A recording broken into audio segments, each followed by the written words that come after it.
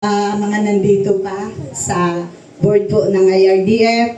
Salamat po sa activity na ito at nakadalo mula sa Sorsogon. So, si Manong Frank po ay napakalaki po ng parangal namin sa kanya at pagkilala bilang kabahagi po sa matagal na panahon na tinuruan niya po kami sa gawaing pag-uorganisa. Siya yung nagturo sa amin kung paano namin palawakin yung bilang ng mga sektor na kapartner po ng IRDF. Sa panahon po na nabubuhay pa siya po yung nagturo sa amin. Siya po yung nagpalakas ng kapasidad ng mga sektor na kapartner natin. Kaya po hanggang sa ngayon po ay ikinararangal po namin na naging kabahagi po kami ng IRDF at nakatulong po doon sa sektor ng mga mangingisda, mga kababaihan at yung patuloy natin na sinusuportahan ng mga magsasaka na hanggang ngayon po ay tinutulungan natin para mapataas yung antas ng kabuhayan nila. Nandun yung mga pagsisikap natin na hanggang ngayon ay matulungan sila. Lalo na po sa ngayon, sa bahagi po ng pag-organisa doon sa Irosin, sa Sorsogon, nakita naman po talaga namin na grabe po talaga ang nararanasan ng mga magsasaka. At salamat din po at patuloy yung IRDF sa pagbibigay sa kanila ng mga edukasyon, then paggagabay po kung paano po nila palalakasin yung sektor nila at mapaunlad po yung agrikultura. Sa ngayon po, yung base po sa consultation at talakay naman po kanina na talaga pong grabe pong paghihirap ng mga magsasaka natin doon. Una na po yung issue sa irigasyon, yung dumagdag pa yung problema doon sa yung harvester na kahit dapat mauuna na yung ibang mga magsasaka doon, na naka-apekto pa ito kasi inu-organize na din na ito yung portion na mauuna, ito namang ikalawang bahagi, ito naman yung susunod. Kasi sa cropping, naapektuhan yung iba na hindi na sila makakapaggapas na mula sa harvester kung natapos na yung nasa ikalawang bahagi. Yung nasa unahan ay hindi na din magagamit yung harvester. So, sabi ng mga magsasaka, kaya nag-aantayan na mga nakakasagabal na din doon sa pagsasaka nila doon.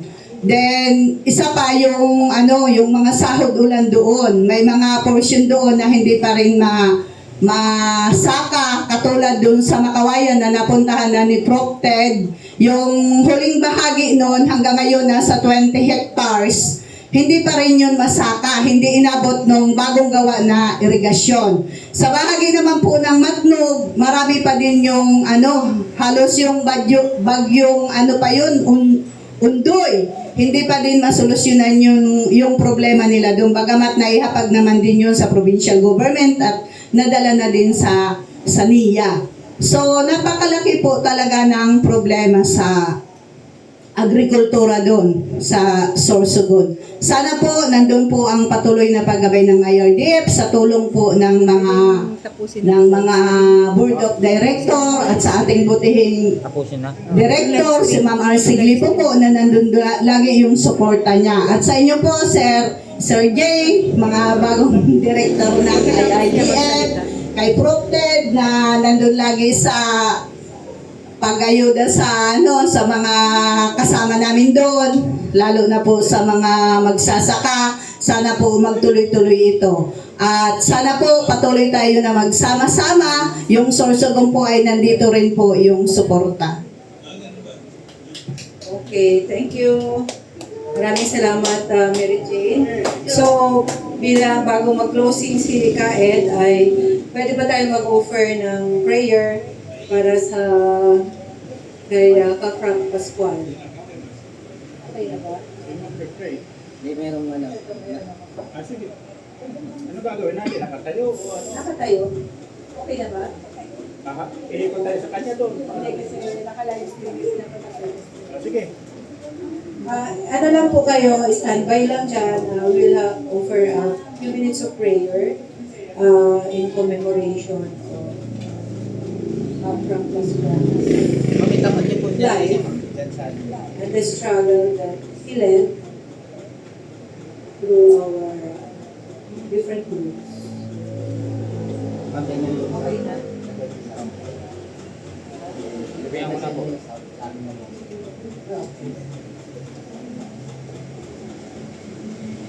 Okay. Sabihan ko na po. Ano eh?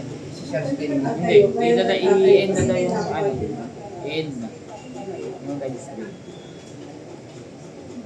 So let us bow our heads in prayer. Loving and eternal God, today we gather with hearts that are both grateful and heavy as we remember and honor the life of our dear colleague, mentor, and partner, Frank Pascual. For more than 3 decades, he walked alongside us, sharing not only his knowledge and expertise, but also his wisdom, his passion, his integrity, and unwavering commitment to the struggle of the Filipino masses. Through his guidance, countless lives were touched. Through his courage, through his steadfast stand on many social and political issues, IRDF and its partner groups, farmer organizations, and cooperatives were able to stand strongly for the interest of the Filipino peasants and the Filipino masses. And with that, IRDF has been stood strongly, has stood steadfast in its principles and its mission to empower the Filipino farmers, women, and all vulnerable sectors in the rural areas. With this, we thank you for the gift of his life. We thank you for the lessons he taught, for the passion that he showed, for the courage that he showed, the encouragement he offered to many of us, and the example he lived each day. His influence extended far beyond our work in IRDF, and his support to the organizations that or the partners of IRDF. He inspired us to become better activists, change agents, better leaders, and better organizers. So Lord, we trust him now into your loving embrace. Grant him eternal rest and peace. May he find joy in your presence, free from worry and the burdens of this earthly life. Let the perpetual light shine upon him. In the name of the Father, and of the Son, and of the Holy Spirit.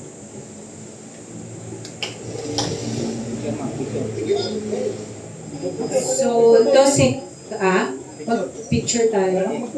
Magpipicture tayo, pero kahit meron ka bang closing remarks. Okay. Sige, Brief lang na closing remarks for Kampait. Sige po. Ang kukunin ko na maikli lang, yung binabanggit lagi ni Frank. Kasi matagal-tagal din kami magkasama nito na panahon. Ang lagi sinasabi niya, dapat ang taglay natin, yung hindi tayo nangihina, laging malakas, matalas ang isip, at mapagkaisa para sa gusto natin mangyari. Yung binabanggit lagi niya eh. Siguro tama naman, kasi kung di tayo malakas ang isip, kung di natin pagkakaisa, pagkakasundo, wala tayo dito ngayon. Yung lagi ang binabanggit niya, magparami kayo, magparami ng kakampi, hindi ng kaaway. Pero yun niya, sabi niya, dapat malakas ang isip, malakas ang katawan, nasa diwa lagi yung pagkakaisa, at dapat kasama yung mga pamilya.